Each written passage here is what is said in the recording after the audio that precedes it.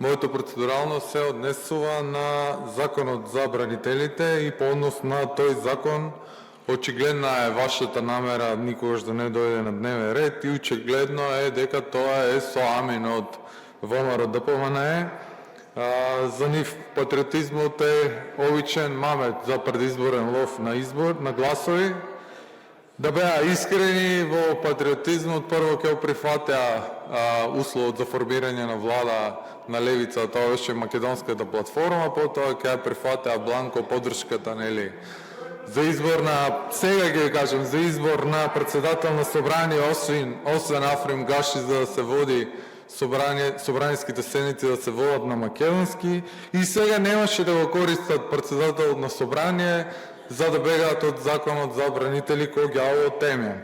Саботажата на законот се прави со прекршување на членовите 123 став 2, член 173 став 3, член 126 став 3 од деловникот. Член 123 став 2 вика дека работа на матичните комисии е да ги разгледат предлог законите. Во превод, не може комисија да не разгледа предлог закон.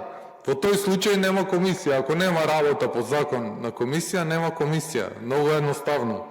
Деловникот дури предвидува резервен заштитен механизам да не се случува некоја комисија да не разгледува предлог закон, и во таква ситуација, согласно член 126 став 3, председател на собранието е должен да интервенира и он да свика седници и да назначи председавач кој што ќе заврши таа деловничка обврска.